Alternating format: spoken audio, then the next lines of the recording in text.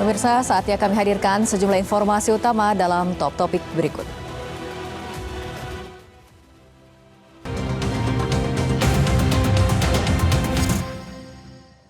Top topik pertama, pemirsa, 3 ahli dihadirkan oleh tim kuasa hukum Roy Suryo CS untuk memberikan keterangan meringankan terkait kasus tudingan ijazah palsu mantan Presiden Jokowi. Ahli komunikasi yang terlibat penyusunan Undang-Undang ITE, Henry Subiakto menilai penerapan pasal-pasal Undang-Undang ITE yang dikenakan terhadap para tersangka keliru. Ketiga ahli meringankan, yakni ahli digital forensik di bidang digital image processing, Tono Saksono, ahli komunikasi yang terlibat penyusunan Undang-Undang ITE, Henry Subiakto, serta ahli saraf dan neuroscience, Zainal Mutakin. Dalam keterangannya, ahli Tono Saksono menegaskan bahwa penelitian yang dilakukan Roy Suryo dan Rismon Sianipar sah dan bukan bentuk manipulasi. Sedangkan ahli komunikasi Henry Subiakto menganggap keliru soal penerapan Undang-Undang ITE terhadap para tersangka. Ia menegaskan aturan yang disusunnya itu tidak seharusnya menjerat aktivis dan peneliti yang kritis terhadap pejabat pemerintah. Henry memastikan penerapan pasal dalam Undang-Undang ITE tidak ada hubungannya dengan persoalan ijazah palsu. Sementara ahli saraf Zainal Mutakin hadir untuk memvalidasi penelitian tersangka Tifauziah Tiasuma terkait raut wajah Jokowi dalam buku Jokowi's White Paper. Selain 3 ahli, rencananya ada 4 ahli lain dan 3 saksi meringankan yang akan dihadirkan Senin pekan depan.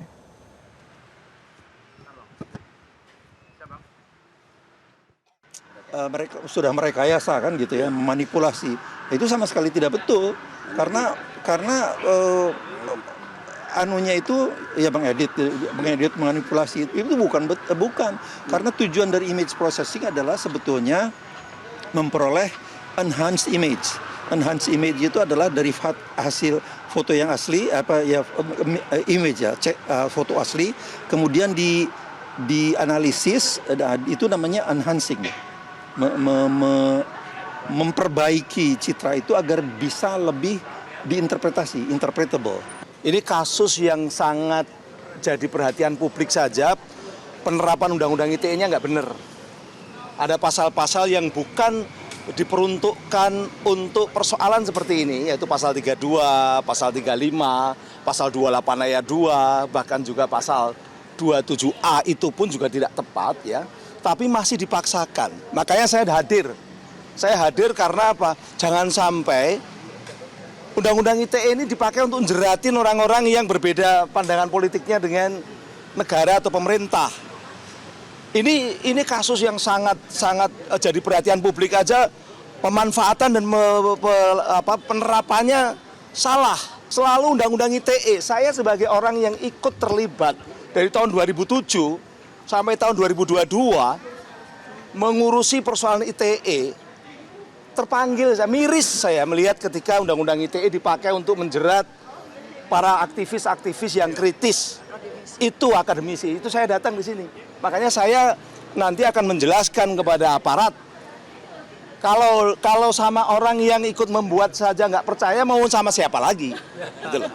Itu loh.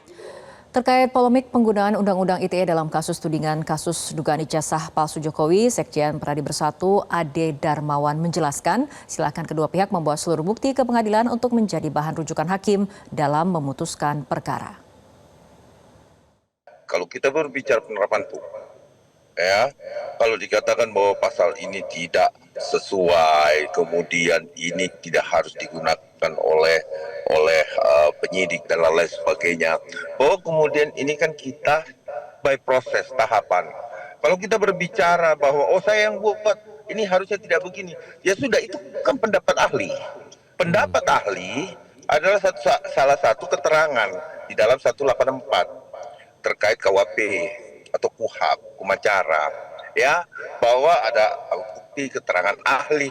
Nah, tidak apa-apa, ini kan rangkaian tahapan yang dilalui, yang diberikan kesempatan bagi para tersangka untuk membela diri. Nah, silakan monggo saja. Nah, kalaupun seperti itu, nanti kita lihat Bang Iqbal dan Bang Rismon, bahwa apakah nanti dalam tahapan ini keterangan-keterangan itu bisa diterima nanti di pengadilan atau di penyidikan. Nah, karena saya melihat bahwa saat ini sudah tahap 1, sisa menunggu tahap 2-nya, apakah ini akan segera disidangkan atau tidak, itu kan tergantung jaksanya nanti. Kalau ini dianggap lengkap, maka dia tahap 2. Kubu Roy Suryo CS kembali memprotes penerbitan surat perintah penghentian penyidikan atau SP3 terhadap Egy Sujana dan Damai Harilubis dalam kasus tudingan ijazah palsu mantan Presiden Jokowi.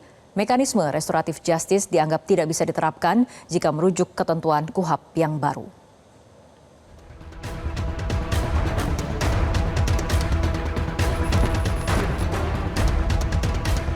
Lagi-lagi kubu Roy Suryo CS memprotes pengusutan kasus tudingan ijazah palsu mantan Presiden Jokowi. Mereka tak terima apa yang dilakukan penyidik dengan membebaskan Egy Sujana dan Damai Harilubis dari jerat pidana melalui pendekatan restoratif justice. Kuasa hukum Roy Suryo Refli Harun menilai ada kejanggalan dalam proses RJ tersebut. Pasal berlapis yang diterapkan dalam tersangka klaster pertama, yakni fitnah, pencemaran nama baik, dan dugaan penghasutan, memiliki ancaman di atas 5 tahun. Menurut Refli, mekanisme RJ seharusnya tak bisa diterapkan jika merujuk ketentuan KUHP yang baru. Ancaman hukuman yang diberikan kepada klaster 1 itu juga di atas 5 tahun. 6 tahun kan untuk provokasi, untuk penghasutan pasal 160 KUHP, kemudian pasal 28 ayat 2 Undang-Undang ITE. Seharusnya berdasarkan ketentuan KUHP yang baru, Kitab Undang-Undang Hukum Acara Pidana yang baru, nggak bisa. Apalagi kemudian di sana dikatakan tidak boleh dilakukan dengan tipu daya, muslihat dan lain sebagainya. Karena kita melihat ini RJ-nya tidak genuine ini.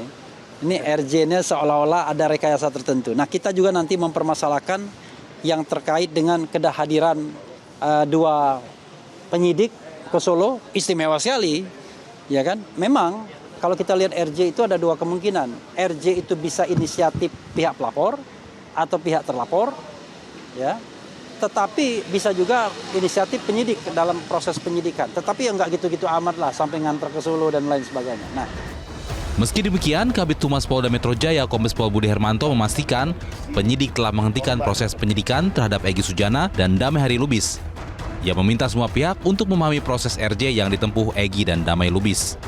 Pada tanggal 14 Januari, pihak prinsipal dari tersangka maupun pihak korban dan pelapor mengajukan surat permohonan untuk dilakukan restoratif justice kepada penyidik Polda Metro Jaya, sehingga dilakukan gelar perkara pada saat hari itu dihadiri oleh penyidik, wasidik, ada dari Bitpropam, dari Wasda, dan dari Bitkub Polda Metro Jaya. Atas permohonan tersebut sehingga pada tanggal 15 Januari dikeluarkan penetapan untuk keadilan restoratif. Kami sampaikan kepada teman-teman sekalian terhadap 2 tersangka yang di klaster 1 yang sudah mendapat RJ, ini juga haknya sebagai status tersangka juga sudah dicabut. Kami ulangi, status tersangka juga sudah dicabut, serta pencekalan, cegah dan tangkal juga dilakukan pencabutan. Budi menegaskan penanganan kasus tak sekedar melakukan penegakan hukum, namun juga menjaga keteraturan sosial, berkeadilan, dan humanis. Polda Metro Jaya juga memberi ruang kepada publik untuk terus memonitor perkembangan perkara, agar tak bias isu atau asumsi pihak tertentu. Tim Liputan Metro TV. Pengadilan Negeri Surakarta, Jawa Tengah kembali menggelar sidang lanjutan Citizen Lawsuit CLS perkara gugatan ijazah milik Presiden ke-7 Republik Indonesia Joko Widodo. Agenda sidang kali ini adalah penggugat menghadirkan saksi-saksi sebanyak 3 orang dari kalangan akademisi, Bagas Pujilaksono yang merupakan dosen Fakultas Teknik UGM, Komarudin, seorang advokat, dan Michael Sinaga yang dikenal sebagai podcaster, namun di persidangan mengaku sebagai wartawan. Dalam persidangan, tim kuasa hukum Jokowi keberatan terhadap saksi Michael Sinaga karena memiliki konflik kepentingan dan berstatus tersangka dalam perkara serupa. Sidang berlangsung sekitar 3 jam dan terbuka untuk umum dengan Ketua Majelis Hakim Ahmad Satibi. Tapi yang disampaikan ke saya, jelas-jelas yang 2 itu tidak ditandatangani. Tidak ada tanda tangan lebihnya. Jadi ada yang berpisah-pisah. Bukan juga itu sebenarnya. Kita beralih ke topik yang kedua. Pemirsa, banjir yang merendam wilayah Pati, Jawa Tengah hingga malam ini masih belum surut. Ketinggian air yang mencapai 160 cm membuat warga terpaksa menggunakan perahu untuk beraktivitas.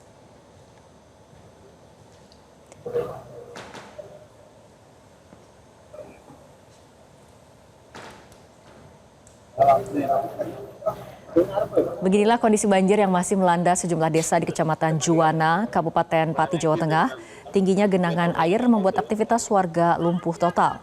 Di Desa Bumirejo dan Desa Doropayung, ketinggian banjir masih mencapai 160 cm.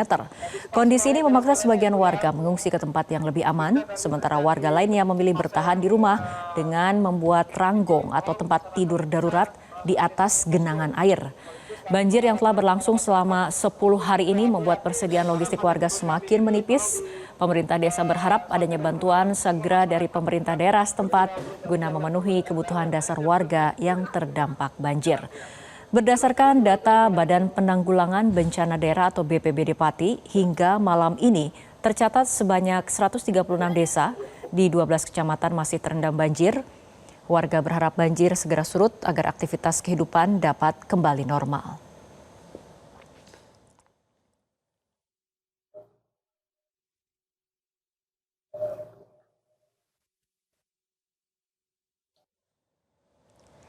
Banjir yang merendam sejumlah wilayah di Jawa Tengah terus meluas, bahkan di Kabupaten Pati banjir merendam 136 desa yang tersebar di 12 kecamatan. Selain mengganggu aktivitas warga, banjir juga mengganggu perekonomian.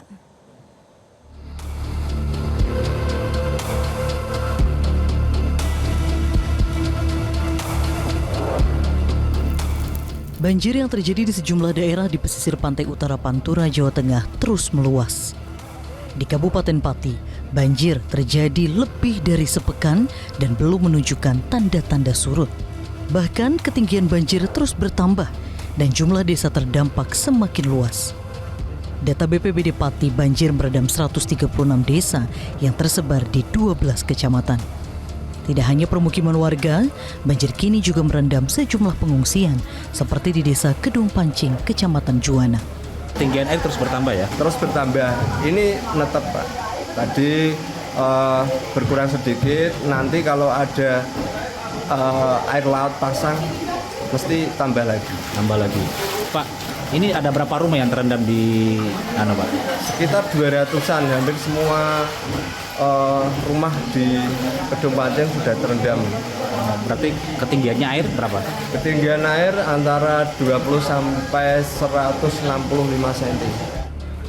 Sementara itu, banjir yang merendam Kota Pekalongan di hari kelima ini mulai surut. Namun di beberapa titik, genangan banjir masih mencapai 80 hingga 100 cm. Meski surut, jumlah pengungsi justru bertambah.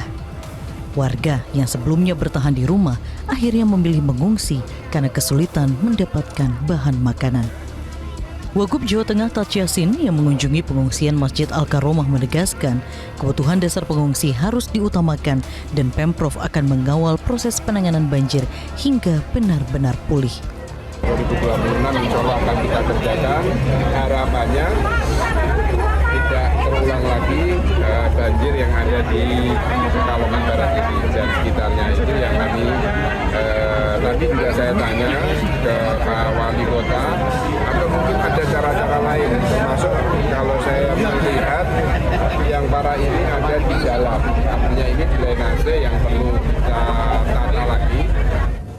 Banjir besar yang merendam Pantura, Jawa Tengah mengganggu aktivitas warga dan perekonomian. Banjir sempat merendam perlintasan kereta api Daop 4 Jawa Tengah. Lebih dari 80 perjalanan kereta penumpang dan 16 perjalanan kereta barang terpaksa dibatalkan. PT KAI mencatat nilai pengembalian dana atau refund tiket kereta api imbas banjir mencapai 3,5 miliar rupiah.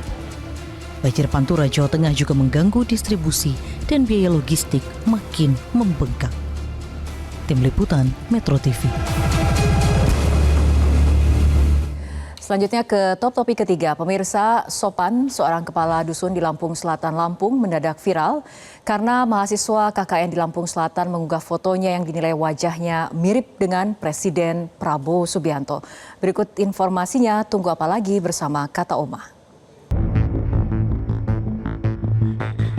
Beginilah aktivitas Sopan 56 tahun, Kepala Dusun 4, Desa Sukadamai, Kecamatan Natar, Kabupaten Lampung Selatan, Lampung, yang mendadak viral sejak sepekan setelah foto dan videonya diunggah di sejumlah platform media sosial oleh sekelompok mahasiswa di Lampung saat melaksanakan kuliah kerja nyata atau KKN di Desa Sukadamai, Lampung Selatan.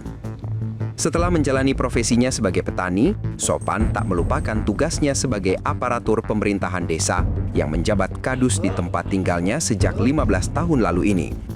Menurut kepala desa dan rekan kerjanya, kadus Sopan nyaris menyerupai Presiden Prabowo Subianto. Kemiripan itu terlihat dari wajah dan postur tubuhnya, terlebih saat Sopan mengenakan topi dan kacamata hitam yang identik dengan Presiden RI ke-8 tersebut. Emang waktu itu yang tahu persis yang sering ngomong khusus aparatur. Nah kebetulan kemarin di ini sama anak KKN itu yang akhirnya dibikin video, akhirnya viral gitu. Selain memiliki kemiripan dengan Presiden Prabowo Subianto, Sopan dikenal sebagai sosok kepala dusun yang peduli dengan warganya. Setiap kali diselenggarakan rapat kerja di balai desa, Sopan selalu terlibat dan berani mengusulkan program kerja serta rencana pembangunan yang mengedepankan kepentingan warga. Ya kalau saya itu sebenarnya ya kadang-kadang itu apa benar sih saya ini mirip sama Pak Prabowo kan gitu ya. Soalnya kondisi saya ya seperti ini, ya, malah mungkin saya mirip sama Pak Presiden kan gitu. Memang saya itu penggemar Pak Prabowo sih saya. Meski dianggap mirip dengan Presiden Prabowo Subianto, namun Sopan mengaku belum pernah bertemu dengan sosok pemimpin idolanya tersebut. Sopan berharap kemiripannya ini dapat menjadi jembatan untuk bertemu langsung dengan Presiden Prabowo Subianto, serta mengusulkan sejumlah pembangunan di desa tempat tinggalnya. Dari Lampung Selatan, Provinsi Lampung, Andi Apriyadi, Metro TV. Jelajahi cara baru mendapatkan informasi. Download Metro TV Extend sekarang.